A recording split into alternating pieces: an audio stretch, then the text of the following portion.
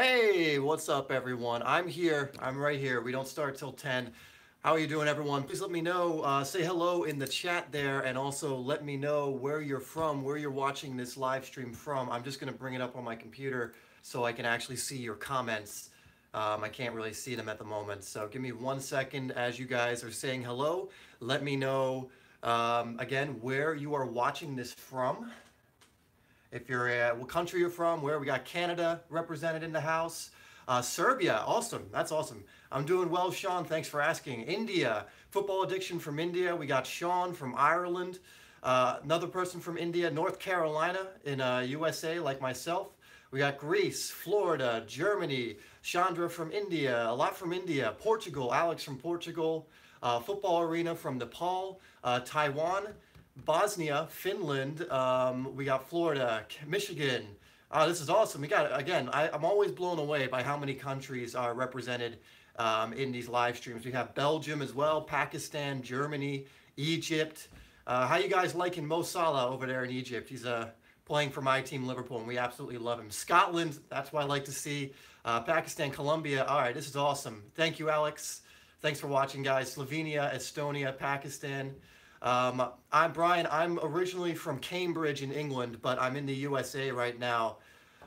India, Poland, South Africa, Tennessee. All right, this is awesome. I don't know how many countries or how many places are represented in the chat right now, but it looks like quite a bit, which is really, really cool. Yeah, Mo Salah is he's amazing. We never thought he'd be as good as he was when we signed him, and now he's just killing it. He's like world class already. It's amazing. All right, we got Sweden as well. All right, so for those of you who are new, I'm going to explain how we're going to do this. What we're going to do is I have some questions already listed down here that you guys asked me on Instagram. You guys have asked me on the community tab on YouTube, and on, there was one other, on Snapchat as well. So I have some selected questions, and then I'm going to answer your questions in the chat. Okay, so that's how it's going to work. This will last about 30 minutes long. We'll get into these questions first, and then I'm going to open it up to you guys. Any questions that are on your mind. Please do a Coutinho video. I've actually done a Coutinho video. If you look on the channel, I did a video. It's called Why Barcelona Wanted Coutinho, something around that. So if you do want to make sure, Shalom, if I'm saying your name right, I don't think I've received an email from you, so make sure you send it to the right place. It's simplysoccer08@gmail.com. And with emails, sometimes I can't always get back right away, but I try and get back as soon as possible. All right, guys, so just going to welcome a few more people in, and then we're going to get started with your questions. All right. I'll try and say your name. It's Sumya? Sumya, am I saying that right? Thank you, Gucci Monster. I never really get a chance to comment on your live stream because I miss it, but I want to say your techniques really work. Glad to hear they're helping you, man. Hopefully, I can continue to create stuff that helps you improve. All right, let's get into the questions that you guys have given me, and then we're going to get you. We're going to get into the questions that you have on here. Just to answer, someone's asking if I can do some analysis videos of it looks more defensive players, and yes, we will be covering some more defensive players.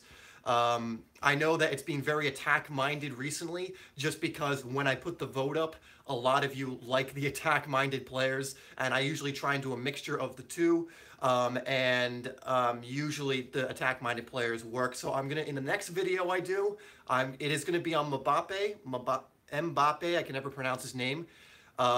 But the suggestions I'm going to give for the next video will all be defenders, mainly wingbacks, things like that, so that we actually get some analysis videos of defenders in. I know you guys want that, and I want to cover that. So let's get into your questions that I have here. We're going to get through them as quickly as we can, and then we will get to your questions in the comments.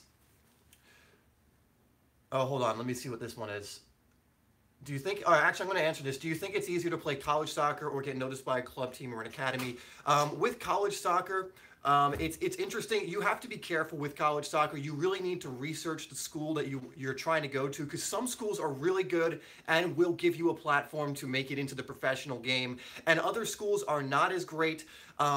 I always maintain that playing at the college level is a step up from most other levels outside of pro, but there are some colleges that are in front of the right people, that are connected with the right people, and are at a high level. And then there are colleges that you still have to be good at to get into, but they're, it's a kind of mediocre average level. So when it comes to college, and we will be going over how to contact coaches. But when it comes to college, university football, especially in the States, do your research on the school that you're interested in, because again, they're not all made the same. There are tons of different colleges, and some will help you with going pro later if that's what you want, but others will not. So again, really, really, really do your research on that stuff. All right, guys, so let's get into your questions.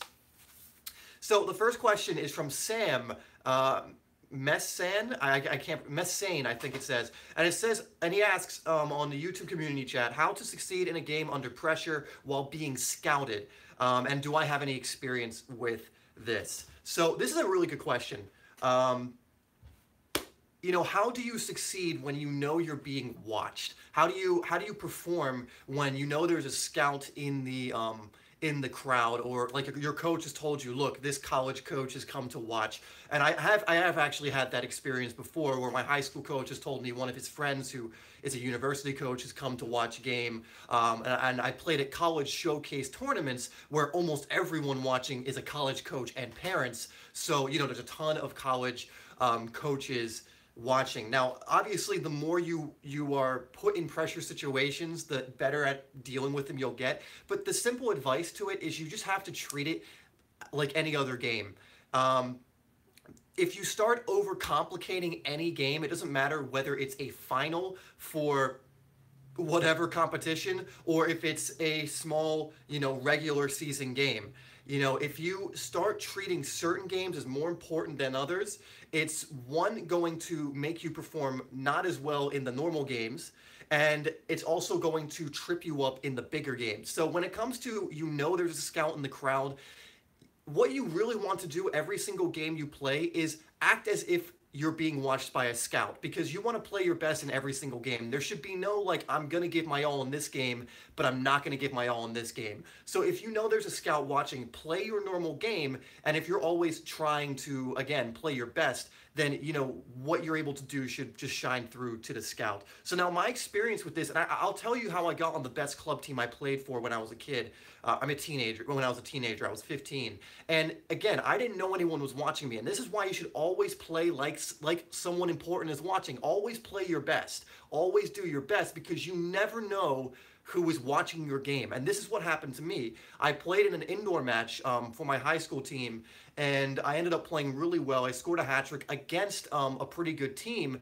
And the team we were playing against, the coach of that team had a club that was my age and invited me to come out and play for his club team after watching me in that game. Now, I had no idea who he was. I had no idea that this coach would be watching my game, but through just making sure I played every game to the best of my ability, it led to a good performance in that game, which led to this coach, just happening to see me play and then inviting me to his club team. And through that club team, we played in state tournaments. We played in college showcase tournaments. We played against teams that were nationally ranked and started beating them.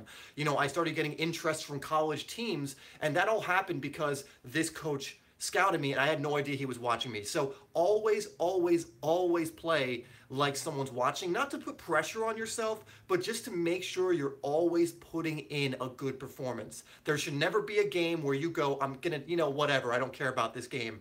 Always, always play your best. And if you start doing that, start just acting like you're always being scouted, you'll start to perform better. And again, I know in the beginning it's hard and you will feel that pressure, but you just need to kind of keep working through it, and trust me, it gets easier over time. All right, so let's go. Let's see what else we got. What's up, Football Hustle? We're going to keep going here. So next question is Ziad. Oh, wow, my handwriting is awful. I think Ahmed. It says how to be consistent in matches.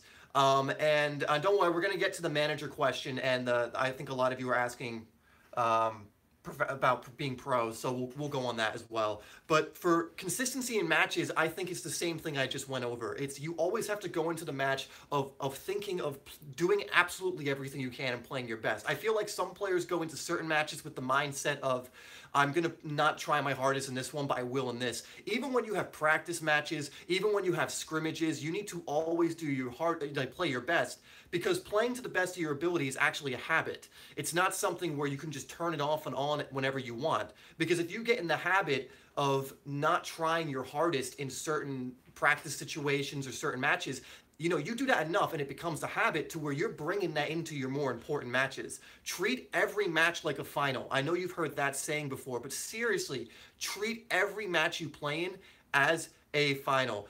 Exactly, scrimmages in soccer, don't even think about it that way. There's no friendly matches, as they say. You watch preseason matches from professionals, they're taking it seriously. They want to win every single game. So being consistent in matches is just kind of treating every match the same. Obviously, you need to be practicing every single day and doing everything you can in training, but you guys have all heard that before. So you just need to go into your matches with that winning mentality, with that I'm going to play as hard as I can in every single game, in every single practice.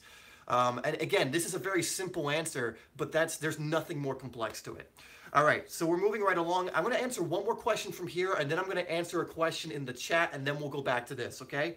So here's the question a lot of you have been asking, and it's from Jewel_skills, and it's how to contact coaches and scouts. Okay, so I'm a huge fan of being proactive in this regard. And listen, guys, we live in a day and age where we can do live streams, where we have YouTube videos, where we have Facebook pages and LinkedIn profiles.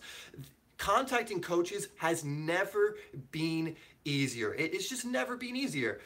Back when I was a kid, obviously I wasn't needing to contact coaches that much. My parents or someone else would do it when I'm 7 or 8 years old. But, if I was, say, my age now, back when I was a kid in the 90s, it would be a lot harder to contact coaches. You'd have to either call them up. There was no Facebook groups or pages or anything like that. But in today's day and age, I'll tell you actually how I got a trial with a professional team. And a lot of you, I think there's some complex thing you have to do in order to get trials with teams or in order to get on the radar of certain coaches. But think of it this way. If you're a good player, coaches want good players on their team. Now, coaches have to do scouting. They have to do recruitment. My college coach, for example, would attend many different camps, would attend college showcase tournaments, would go all over the country to find players for his college team.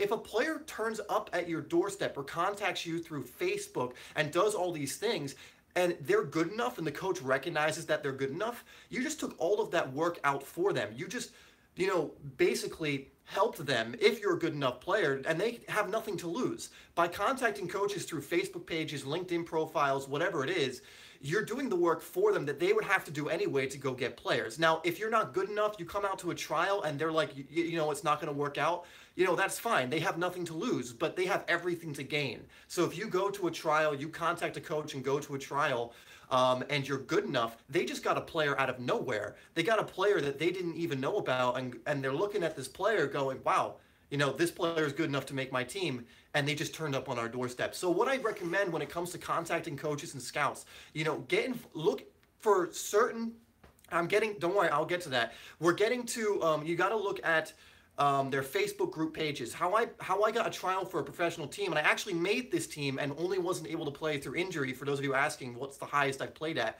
I made this team, and the only reason I got the trial is I looked at their Facebook page, and I contacted them and I said, hey, look, here, I'm interested in playing for your team. It was a team about 2 hours away from me. And I said, here's my experience. Here's my college experience. Here's all this stuff. I gave them basically my CV, my experience of playing. And I'm like, can I just come out to a practice, one of your team trainings, so you can take a look at me and see if I will fit your team. And they contacted me almost right away, and said, sure, here, we have practices here, come on out, just introduce yourself to us when you're there, and we'll let you train with us. And this was a professional team. You can do this with semi-professional teams. You can do this with youth teams. A lot of times, if you are good enough, or a coach thinks you have enough experience or whatever, they're not going to say you can't come out. Now, don't think every single coach is going to be like, yeah, come on out. You'll get plenty of rejections, but be proactive. Contact coaches through LinkedIn, contact their Facebook page, through their Facebook pages. That's how I did it. I got a professional trial through a Facebook page. Obviously, I had some experience prior to that, but you have nothing to lose. So when it comes to contacting coaches and scouts, do not wait for them to come to you, because they're not going to usually. It doesn't usually happen. Sometimes you can get lucky and they can just see you play, like my first club team did. But the biggest thing I can say is contact and reach out, okay? And again, I've had players who have told me when I've given them this advice. I had a player tell me that the very next day they contacted a semi-pro team, and the coach said, yeah, coming out to a practice, they made the team, and they went from not playing, playing amateur to playing semi-pro just because they were proactive. So guys, be proactive. Look up teams near you. Look up their Facebook pages. Look up LinkedIn profiles of the coaches, and just ask. Send them your experience. Tell them, I played at this level. I played at this team. I did this. I think I'd be a good fit for your team. You got to make it valuable for them, right? You have to, exactly. You can look up agents on LinkedIn. You can look up, LinkedIn's a great thing if you're not using it, and Facebook as well, looking up Facebook groups. So just contact them. You have nothing to lose. And yeah, again, finding an agent's a good idea as well. I think that depends on how old you are. Like if you're like 12, 13, 14, I wouldn't worry too much about an agent. I would just focus on your football and becoming the best player you can be. But definitely as you get older, having an agent, they'll contact teams for you. They'll send your tape to people. They'll send your CV they'll scout out teams for you and try and get you trials and stuff. Okay, so let's move on. A lot of you have been asking the highest level I played at. I just answered that, so I'll go over it really quick. And I just saw a question that, I just saw a good question. Where is it? At what age did I start? Okay, so we'll get to that as well. So again, the highest level I guess I played at consistently is the collegiate level. And again, I had a trial with a pro team. I made the team, but I wasn't able to play because of injury. So I wasn't able to actually play in that. But I guess that's the highest level I've made technically. But yeah, college soccer, I played for a team called Alvernia University. We played in a pretty strong division. We played in the same division as the #1 ranked team in the nation, and we actually played them in the finals at college. But yeah, that's the highest level I've played at. But yeah, again, I had that trial for a pro team. Who knows, maybe I'll be able to get another trial at a pro team at some point when I'm fit, but we'll see. Anyway, someone had a good question.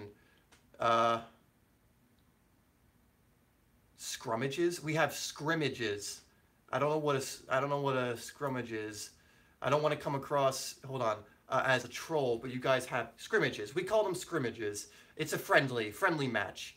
It's just another word. It's synonymous with that word. Let's see. And don't worry, anyone who's actually trolling never prefaces it by saying, I don't want to troll, so it's fine. Don't worry about it. So let's skip to, because a lot of you have been asking, when did I start playing? And I think this is actually a question from Grand Ariana Bell. I can't remember if it was on Facebook or whenever, but I started playing football really, really, really young. And I would say, I'll give you two ages. I started playing technically, like when I started kicking a ball around, I was like 1 or 2 years old. Like I had a ball at my feet when I could walk. When I started playing in a team, I think it was like 7. And the only reason I didn't play in a team earlier is because we moved to the USA when I was 3 or 4. And they didn't have teams over here until 7, which I thought was ridiculous. Actually, they didn't have them until 8. I played a year up. So I played in a U9 team when I was 7, so I played with 8-year-olds, which was kind of silly because I know in other countries they start a lot younger. But like between the ages of 4 to 6, I was still playing. It just was never in an organized league. So my first actual travel team, club team, organized team that actually went out and traveled around and played other teams and, went into tournaments was 7 years old. So, it definitely helps to start playing younger. But that's when I started playing. But it doesn't really matter in my eyes. Like, if you want to get better, you can start now. And I started at 8. Yeah, so a lot of people started at the same time. The first team was 7 or 8. Over here, the first team is usually 7. But again, like, that's when I started on my first team. I started playing before that. Okay. Can you go pro at college? Nick Pazoki. God, I'm so bad at pronunciations. I love it. But can you go pro at college? So you can't go pro while you're at college. NCAA rules and any other organization that has to do with college game, in America at least, you cannot go pro. You can't actually make money from playing when you're in an NCAA type situation, environment, college playing. You can go pro from college, absolutely. Plenty of players do it, and I think the illusion is you have to play D1 in order to go on to be pro afterwards. Not at all. You can play D2, you can play D3. Usually the divisions in college, it's not the same like Premier League, Championship, League One. It's more like the size of the college. Usually the D1 colleges and the D2 colleges are better because they can offer scholarship money. But I've come against like D3 schools that I know could whoop some D1 schools. Not always. When you get into like the top D1 schools, they're the best of college soccer has to offer. But for example, we played, again, the #1 team in the nation in D3, and they were like a professional program. They were ridiculous. Real quick, Liverpool versus Spurs, prediction 5-0 Liverpool. I don't know. I'll say, if I'm actually being real, I would say 3-2 Liverpool. I have to go for the Liverpool win, obviously. And it's at Anfield. It's going to be a high-scoring game, I think. So we'll see. But anyway, college to pro. College is a great way to go pro. I would say, wow, okay. Well, Nick, I'm going to stop answering your question now. So that's awesome. Anyway, guys, going on to the next question. We're gonna go next. No, I cannot, and no one else can see it. So you might as well just get rid of that, buddy. Let's go. Next question is from. Okay, this is a great question. This is my favorite question I got asked. Not to say your other questions aren't great, because they're really good. I picked them out. But this is a great question. It's from Two Guns Boxing. It says, if you could go back and coach your 8-year-old self with the knowledge you have now, how would you train yourself? So it's saying, like, if I could go back as I am right now and I could get in a time machine and I go back and coach my 8-year-old self, what would I do? This is an excellent question. I really like this question because I always think about what would I do differently if I knew what I knew now going back. And in retrospect, that's always a fun thing to think of. But I understand a lot of you, some of you might be parents that have younger kids who you want to train. Some of you might be closer to that age. So it's a good thing. So the first thing I would say, if I could go back and coach myself, the first thing I would teach myself is about discipline, consistency. I would obviously try and keep, have fun with it, because ultimately we play football because it's fun. I hope you do, at least. You want to have fun. And I enjoyed it so much as a kid. And I really think you need to keep the fun in football as a kid. You need to enjoy it, because if you're not enjoying it, I think it's really hard to move forward. You have to love it. You have to be passionate about it. So I would say definitely encourage that within. I would encourage that within my young self. But I would be teaching myself certain fundamentals and really drilling those things in. I would focus on the things that I think are going to help me further on. So I would be working on my confidence. I would be training my younger self to have incredible self-belief, not arrogance, but confidence, belief in his ability, belief in that I could get better and better and better, never really getting into the thing of doubts. Oh, we got a, what is that? Michael. Hey, Michael, let me know what your question is, Michael, because I'll definitely answer you, since you did what is that, a super chat for $5. Thank you so much, man. Okay, so I'll get back to the question I was just saying, but I want to answer Michael's question since he donated some money in here. Thank you so much, man. And he says, I've had 2 knee issues and I'm not good in games. Spring soccer is coming soon. Should I train personally with programs, train effective, blah, blah, blah, or with teams for game time? All right, Michael, and you'll never walk alone. Mate, we're going to win against Spurs. And absolutely. Let's see. So I've actually had knee troubles as well, man. And knee troubles is, I know it sucks, man. And what I would say is, with any injury is and I don't know how far along your knee issues are, if you're still having them, or, you're in the recovery process, or you're just getting over your knee injuries. And I would say, man, I know it's the shittiest advice. I mean, it's not shitty advice. I know it's the advice you don't want to hear, but you need to make sure you're 100% before you get back into it. Do not risk a reoccurrence of your injury, because I made that mistake. I made the mistake. I had a really bad back injury, which basically interrupted my college career, and it still affects me today because I didn't deal with it properly. The best thing you can do is really deal with the injury to the best of your ability. Listen to professionals. I'm not a medical professional, so if you have a physical therapist, if you have, a doctor, get as much information about the injury as you can so you know how to recover and build yourself back up. And you say you're not good in game. I'm assuming that's because you're just coming off the injury. Spring soccer is coming up soon. So about your question about should you get a program, if you can afford a program, you should get a program. That goes for any of you. If you can afford a program, you have the money for a program, absolutely, I think you should get a program. It's just going to help you become better and better and better. Having content that's organized in a certain way and shows you exactly what you need to do step by step. And guys, the programs he mentioned were Train Effective, Become Elite's 90 book. So Become Elite and Train Effective. I also have a program down below if you're interested. But I would say if you can get one, yes. Because, and you also said, should you do that or should you train with teams or game time? You should be doing both. Now, with your knee injuries, really listen to your body. So if you need to ease your way into one or the other, do that. But over the long run, you want to be doing your individual training through a program if you can. What's up, Mo Football? How you doing, man? You need to be doing that if you can. And obviously team training. So here's the thing, and I'll answer this for everyone.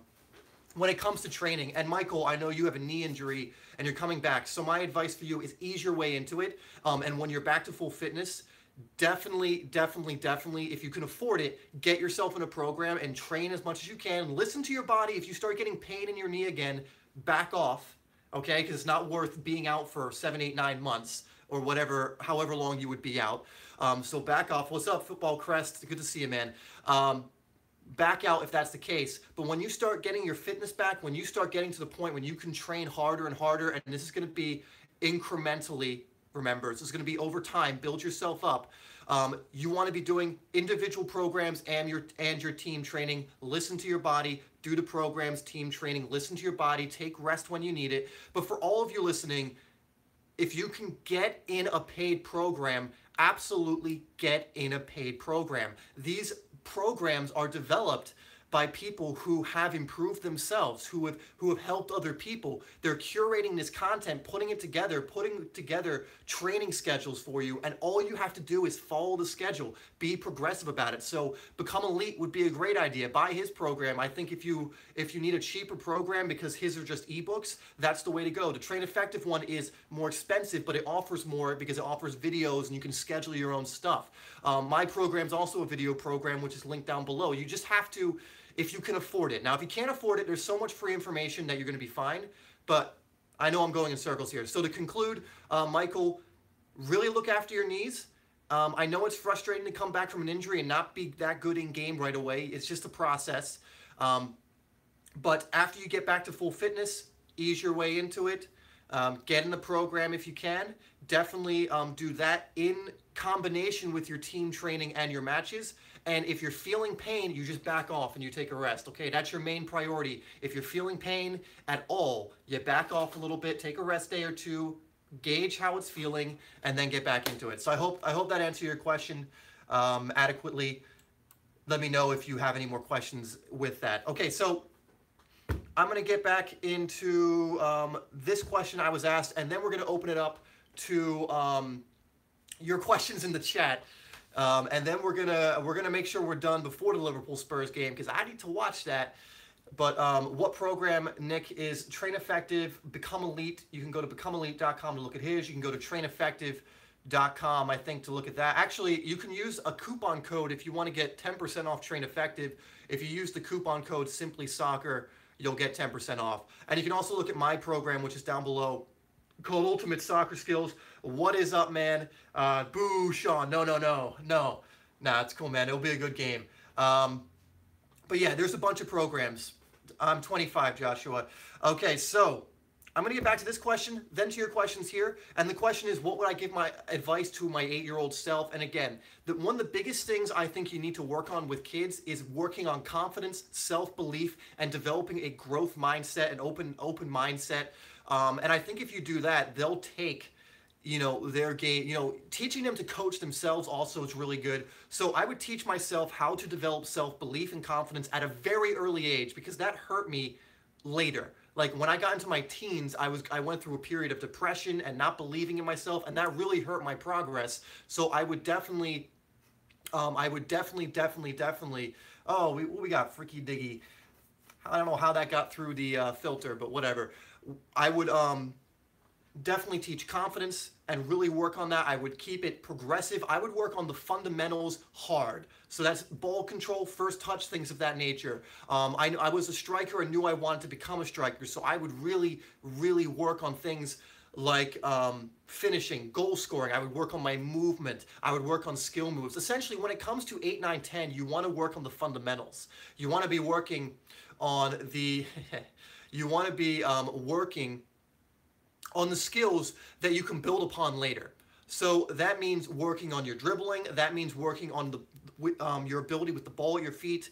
That would mean working on your ball control, your movement, your football IQ, things like that. That's what I would really be concentrating on if I could go back as an 8-year-old knowing what I know now.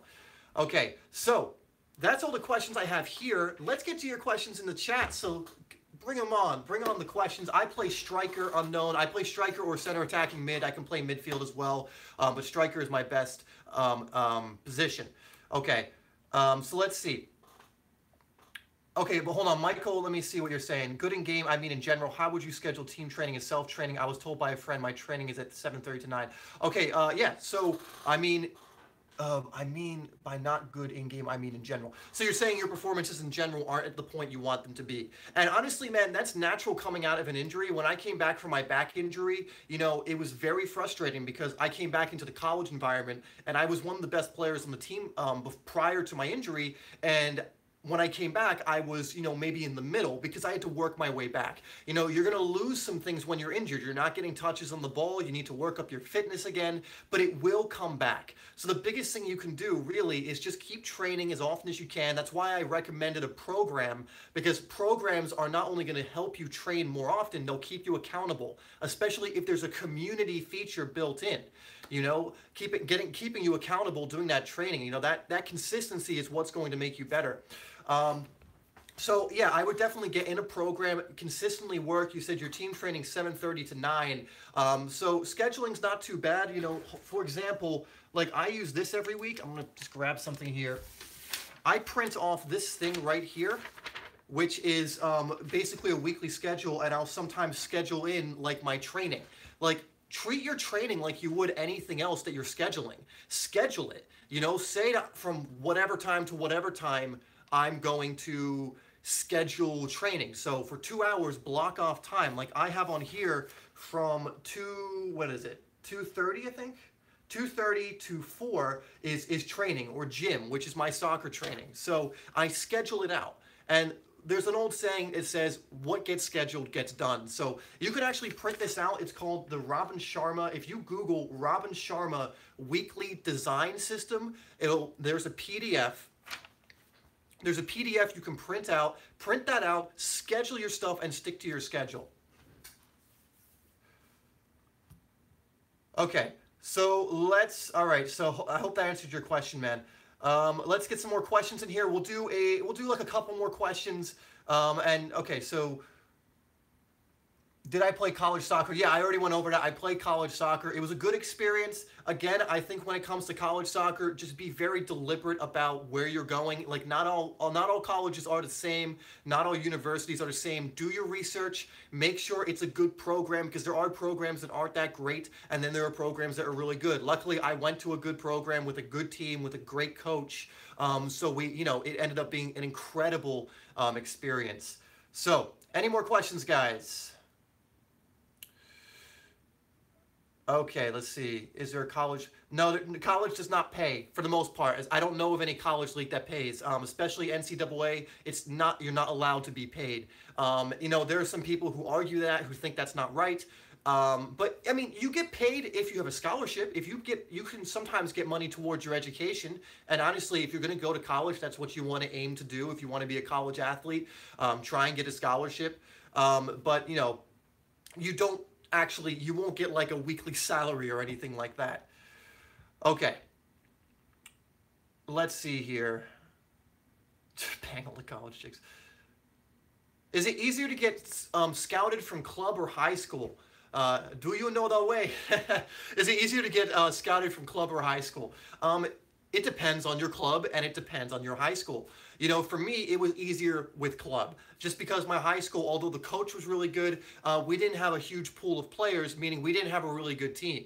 So all my college, all the college teams that scouted me and recruited me, and I would get letters from and emails from, usually came through my club team. And because club teams go to college showcase tournaments, these are tournaments deliberately set up so that college coaches from all over the country can come to them and scout players. So I would say club from that perspective is better if you want to play college, if you want to play pro. But there are some high schools that are really good as well. Like I had a friend on my club team who went to a high school that would win national tournaments. So in that case, you know, the high school might be better. So that's the thing. You just have to kind of determine if my high school is really good, then maybe that's the best route. If my club's really good, which that's what it was for me, my club was much better than my high school, then that was what allowed me to get in front of colleges and become a better player. You know, just which is the strongest team? It really just comes to that. Let's see. Okay, I'm going to scroll up, see if they're... oh, here's a good question. Did you play against any future pros in the U.S.? I did, actually. In high school, I played against a player who ended up playing for the Philadelphia Union later. In college, I played with and against players who went on to go pro. Again, I've trained with a pro team and was offered a contract by them, but wasn't able to play because of injury. So I guess in those training sessions, I played against, all of them were pros. But yeah, you know, it's funny looking back, looking at some of the players who went pros and some of the players who didn't. And it also is interesting because a lot of the players you think will go pro sometimes don't, and a lot of the players you think may have not sometimes actually make it, which I think honestly is a huge testament to how much work those players put in, and really shows that if you work hard and consistent over a long period of time, you can make it to that pro level. You know, was I good enough at the trial? Yeah, I was offered a contract. I just couldn't play because I was injured. So how often do you train? I like to say, you know, for me personally, I typically train every single day in some capacity. Now, some days are more intense and other days are not. You have to listen to your body. Like the advice I was giving Michael was you have to listen to your body. If you feel pain, so for example, I've been having issue with my knees actually recently, not to the point where it's an extreme injury, but I've been getting pains in them. So if I'm getting pain in it, I might take a rest day or I might not train as hard. But typically, you want to be getting some touches on the ball every day if you can. Listen to your body. Don't burn yourself out. Don't injure yourself. But the more often you can train, obviously, the better. Why am I always injured? That's a good question. And honestly, yeah, I'll answer that. And this is a good thing for you. I think one of the reasons I'm really injured is because I didn't listen to my body. You know, up until college, I never had any serious injuries. But in college, I had a very bad back injury, a very preventable back injury because I didn't stretch, because I didn't warm up properly sometimes. I wasn't taking care of my body. I just figured, you know, I'll just be fine. I ended up sustaining a back injury which kept me out for 8 or 9 months, and this was 5 years ago. I still have issues with my back from an injury that was 5 years ago. And it leads to just persistent injuries. So what I'm doing right now is I'm doing a lot of stretching. I'm doing a lot of exercising that's low impact, not heavy lifting or anything, stuff that's building up a stronger foundation. And I'm really looking forward to the LFC game. That's what I'm going to be doing after that. But basically, because I was getting so injured, I decided I need to hyper-focus on building myself up to avoid injuries. So a lot of stretching, a lot of recovery, a lot of movement and mobility stuff. And that's what I'm doing right now. So again, I'm just trying to be very deliberate about it, and I'm looking to, in the next few months, to get to a point where I have a much stronger foundation moving forward, so I'm not getting all these persistent little injuries, which is incredibly annoying. Impolite Prince, the next live video is going to be next week, probably every Sunday. We're trying to do it. Was Generation Adidas around while you were in college? I don't think so. I haven't heard of that. I don't believe so. If that's the thing, like Freddie Adu and everything went through, then no, I'm not that old. Okay, let's see. How did I get started with meditation? I don't remember. I just started doing it in college, and because I went through depression when I was younger, and I heard that it would be a good way of dealing with that, and it did. It was, and that's how I got into it. I will be watching the Super Bowl. I'm in Philadelphia, so obviously my team, for any of you who watch American football, is playing in the Super Bowl for the first time in over a decade. So I will be watching that tonight at some point. Do the live at 10. The live did start at 10 o'clock EST, Eastern Standard Time. Okay. Yasi, we're going to do a few more questions and I need to get out of here. But Yasi asks how to get extremely disciplined. I want to use every minute of my free time but struggle. Okay, so here's the thing with discipline. Discipline is a muscle, like anything else. It's a skill. You have to build it up. You can't just expect to go from here to like super like hardcore discipline, professional level discipline. If you're someone who's not that disciplined right now, you have to like work and go a little bit step by step, and you might even go back a little bit, then you just recover and you go, and you might go back a little bit and you just keep going. So every single day, god damn it, Nick, you know those comments don't show up, right? Every single day you just need to do a little bit more. If you fall off and you lose your discipline, all you do is reset and you go again. You know, if you make a mistake, you forgive yourself and go again, okay? But don't expect to go from here to here. You know, there's all of this in the middle for a reason. It's step by step by step. Okay, I'm going to go up and get some more. So I am actually near where Christian Pulisic grew up. I believe he grew up, where did he grow up? I can't remember where he grew up, but I know I'm like an hour or two away from where he grew up, which is awesome. And it also really shows that, I love it when people say Americans can't be good at football. I'm actually English, but yes, they can. Hershey, yes. So I'm 2 hours away from Hershey, Pennsylvania. I live in Pennsylvania, not in Hershey. It's right next to a college I almost attended. But yeah, he grew up over there. But yeah, it's amazing. You know, it's amazing because he went to Germany, which is, you know, a really good footballing culture. They cultivated him, and now he's one of the hottest youth products on the market. So I've been pretty good, Tristan. Thanks for asking. How many hours should you train? Thomas, I might do a meetup sometime in the future when I'm not like freaking injured all the time, but definitely want to. And I just completely ignored someone's question that I said I would answer. How many hours should you train? That's too general a question. It's going to be different. Yes, that does explain the weird accent. I say certain words weird, but how often you train is going to differ per person. For example, if you are not used to training, you won't train as much as me. If there's someone who trains more than me, I have to work up to that level. So the big thing for me is, and this is something Jocko Willink says, who you guys can look up. I have a book by him. It's over there, so I won't go get it. But do something every day. Do something, whether that's 10 minutes of training or 2 hours of training. You know, you have to get into the trend, into the frame of mind of consistency. So if you can only work out 10 to 30 minutes before you get tired and need to rest, that's fine. That's where you are right now. Don't be where I am. Don't be where someone else is. Be where you are and focus on where you are. So you work however much you can each day without burning out. You be consistent, but do what you can every single day. Okay, that's really the important thing here. Okay, so we're going to answer one more question real quick. Let's see here. All right, give me one more question, guys. Give me one more question. Well, you gotta keep asking, guys. Remember, this is a scrolling thing for me, so it scrolls up. You need to keep asking. Let's see. I'll answer that really quick, and then we'll answer another question. Is upper body strength important? Yes, but you don't need to be huge. You don't need to be huge to play football. You just need to know how to use your body. I would focus on getting fit first before upper body, but definitely, you know, work on both. But you don't need to be huge. Look at players like Coutinho and Riyad Mahrez. They're skinny. You know, they're strong. They have strength, but they're not. You don't have to look like Wes Morgan. What do I think of the American football system? I think it's atrocious. I think it's terrible. Honestly, I don't think it's good.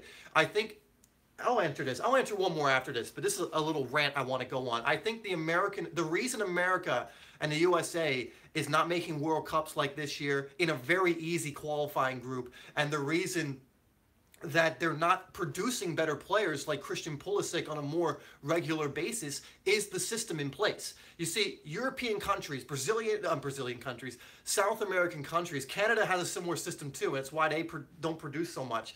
But these places, they have good, grassroots systems. It's not, you don't have to pay to play. In America, a travel team in America where I grew up, around where I grew up, costs like $1,000 for a season. The majority of the world can't pay that much money. In Europe, you don't have to pay money. They put you in academies if you're good enough. It's not if you can pay, it's if you're good enough. And that's why European countries, South American countries, they have better players because they're taking players that, may not have as much money and are poorer or something like that, but they're saying that, okay, that doesn't matter. If you're good enough, we're going to put you in our academies. And the thing is, why is Christian Pulisic so good? Why is he so good? Did he grow up in the American system? No, he was taken to Germany. He was in the Dortmund youth system. Isn't it really weird that an American player, because people think American players just aren't great because they're naturally suck, but that's not true at all. There's no one country that naturally has better players. There's no real footballing gene in my eyes. There might be something to do with athleticism, but America's not really struggling in that regard. But you take a player like Christian Pulisic, and I guarantee you he does not become as good as he became if he grew up his whole youth career in the American system. I think because he was trained in the German way, he became as good as he became.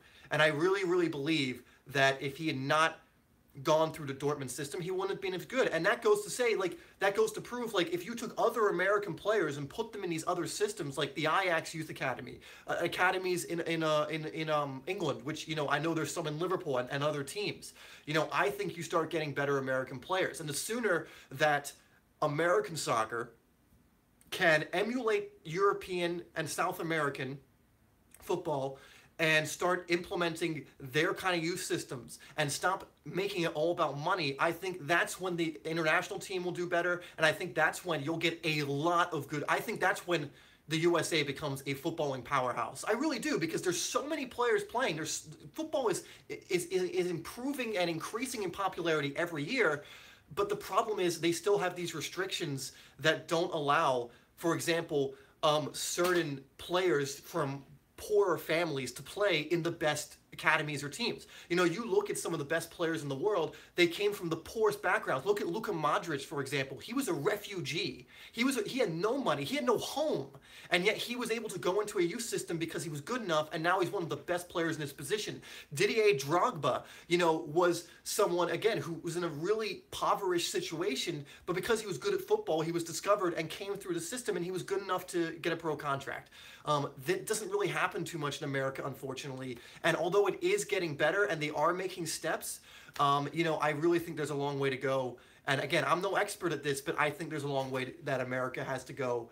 And I think it starts at youth football. I think it starts at grassroots level. And when they finally get that right, America, I think, will become a footballing powerhouse. It just won't happen in the next 5 or 10 years. It's going to take longer. It's going to be a whole different generation of players. All right, I'm going to answer one more because that was just something I've had on my mind since the USA haven't made the World Cup.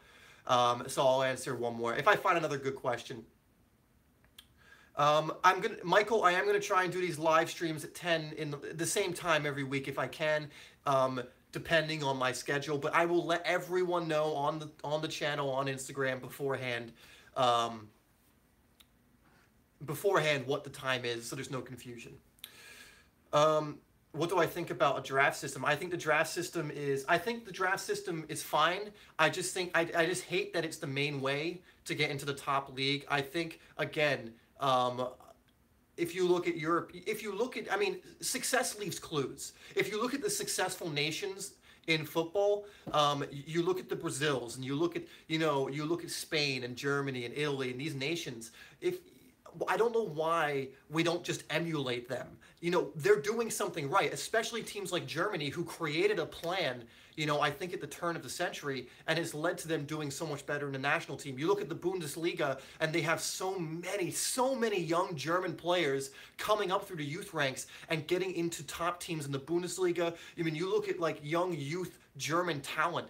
There's so many of them, to the point where they could take the whole starting 11 from the Germany team, and their second string would still be one of the best teams in the world. That's how much talent they have, and I don't understand sometimes. And I know there's a bunch, there's a bunch of stupid politics that go on with it. But if the U.S. would just emulate those kind of systems, then it would be so much better. Again, I feel like it's fine to keep the draft because college soccer is so big here, and that allows college players a direct route into the MLS. But I think they should step up their scouting and their youth system so that they're bringing players from other areas as well. Because for the longest time, one of the only ways to get into the MLS, or main ways, was through the draft. And it's just, that's not a good system. Make a WhatsApp chat.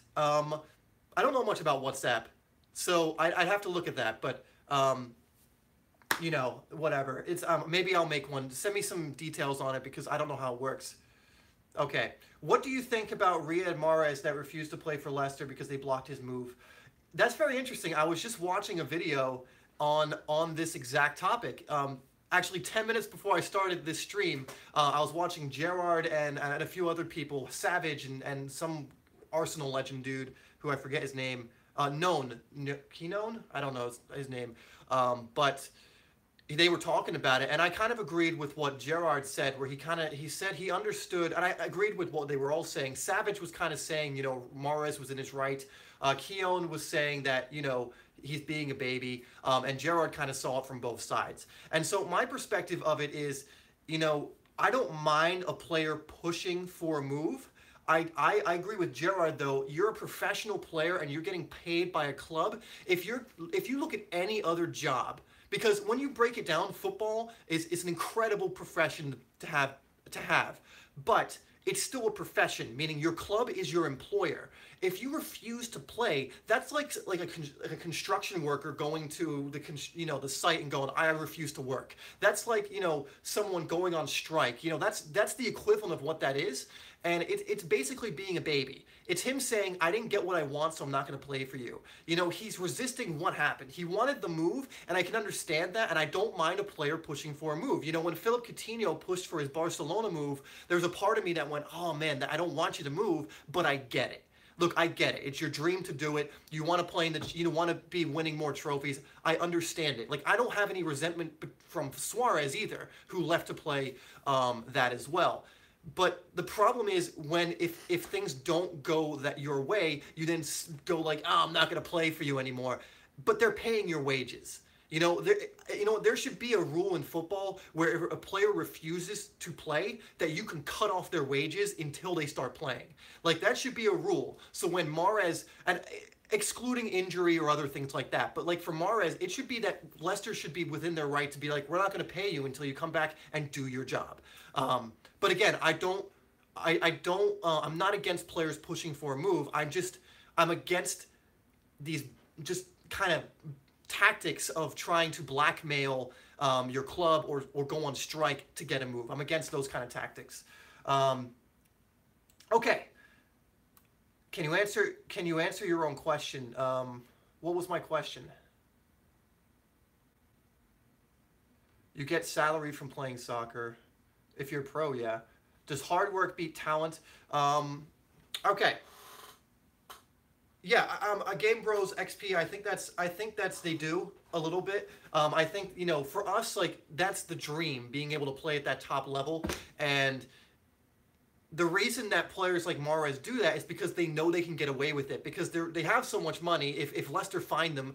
I mean, if they find him £100,000, for example, exactly, he's like, all right, whatever. My house is worth, 50 times that. I don't care. That's the problem. All of the ball is in Mahrez's court because Leicester can't really do any damage to him. If they terminate his contract, then he signs with another team. If they fine him, he's got plenty of money.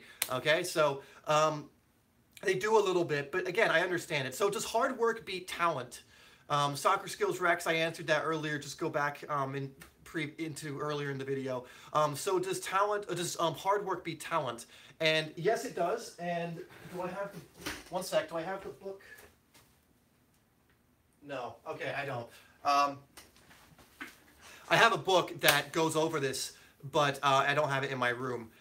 So I would say hard work does beat talent, but there's a certain, it's not that simple. It's not like you can just work hard and that will win out. You have to work hard in a specific way. You have to do what's called deliberate practice. And you can also, anyone can come to me and tell me that talent is important.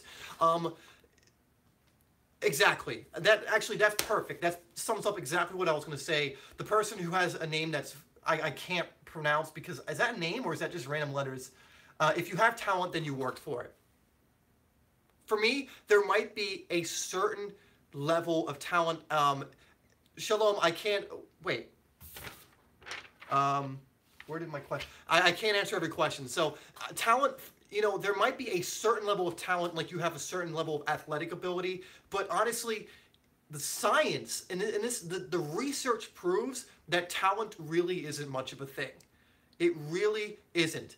Messi is better than everyone based on what he did when he was a kid, based on the incredible amount of training he got and what he focused on. And this is what I'm talking about, deliberate practice, because there's a player who can train for 100 hours and another player that could train for 100 hours and one be better than the other. So why is that? Well, because one player trained in a certain way that was more effective, and that's what hard and smart means, working hard and smart. He trained in a way that was more effective than this player. So let's say this player did things that just didn't really do much for their game. It helped them get a little bit better, but this player did more. This player, in that 100 hours, utilized it more. They did different things. They did deliberate practice. They followed a schedule. They didn't go to the training field and just do whatever. They worked on specific things that they knew were going to help them in matches, that were going to make them better. So honestly, the talent, hard work.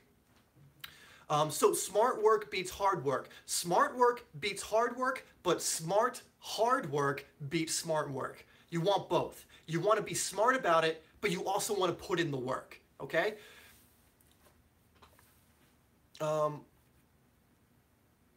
Yeah, I mean, the thing is, we've seen plenty. The thing about Messi is that we've seen players that have similar ability to him, but Messi's also incredibly disciplined, and he's never had. There's never been controversy around Messi. He's never been someone who's kicked up a fuss. He looks after himself. We've seen players like, I saw like Hatem Ben Arfa dribbling compilation once, and I'm like, holy crap, he dribbles a lot like Messi. But he never did it consistently because of injury, because he had disciplinary issues. Yeah, there's a lot that goes into it. And that's the reason he's nowhere near as good as Messi, because he didn't have all those other qualities, the discipline. He had issues with his attitude, things like that. Okay, all right. So let's see here. Thank you, Tristan. I appreciate that, man. Can you become a pro soccer player before graduating college? No, because you can't be a pro soccer and be in college. You can become a pro and not go to college. That's possible. But that's, who will win? Liverpool are going to win. Obviously, it's my Liverpool jacket. You might be able to see that. I'm a Liverpool supporter, so that's it. Okay, so guys, we're going to wrap this up in a second. Do you have any tips if you live in a country that has a shit system? Yes, Surim Foot. You got to do it yourself. Individual training, like that's why I'm such a big advocate for proven training systems. People like to look at the Train Effective program and think it's a ripoff or Become Elite or whatever, but they're not. I mean, like, these are systems that are going to help you train on your own and become better.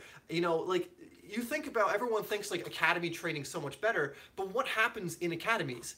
Coaches are making players do specific things. If you do those specific things, you will also get the same results, maybe more if you put in more work. So it doesn't matter if you're in a country that doesn't have a good system. It does not matter if you're not in an academy. You can still do similar training. The great thing and beautiful thing about football is you just need a ball. You just need a ball and some space, and you can do so much. So I would say, for answer your question, you're in Canada with a shit system. I lived in America for most of my life, which I wish I stayed in England, but I didn't have any control over that, because then I would have maybe been able to get into an academy or something. But the fact of the matter is, I was still able to get better in the US because I started doing individual training. Just really soccer skills. I do have a program. It's called Ultimate Soccer Skills down below. But can you play pro after you graduate college? Yeah, absolutely. You know, players get drafted immediately, become elite. Matt Sheldon from Become Elite became a pro after college. He now plays in the USL. So absolutely, there's no like rule that you can't. College soccer is a great level. You can learn a lot there, and you know, especially if you want to get an education at the same time. Is there a route to become pro without spending money? Yes, absolutely. I don't know who said you need to spend money to become a pro. If you're good enough, I mean, sure, you will have to if you're not in the right country, you might have to expend some resources, but become resourceful. You know, contact people, go to trials, work on your own game. So yeah, so I mean about opportunity, try out with a pro team. Okay. Again, Sarim Foot, I would say do what you can. Do everything within your power. You know, you can only do what you can with what you got, and then be proactive. If you just keep training, keep doing your best, get on a high-level team that you can, that's around you. You know, when you have the opportunity to move maybe from Canada to somewhere else, you can do that as well. But in the meantime, do everything you can to improve yourself. I know it sucks, and in the area I grew up in, unfortunately, was not a very football-rich place, and you know, that sucks. I understand that, but it didn't stop me from doing my own stuff and making sure I was good in the meantime. Okay.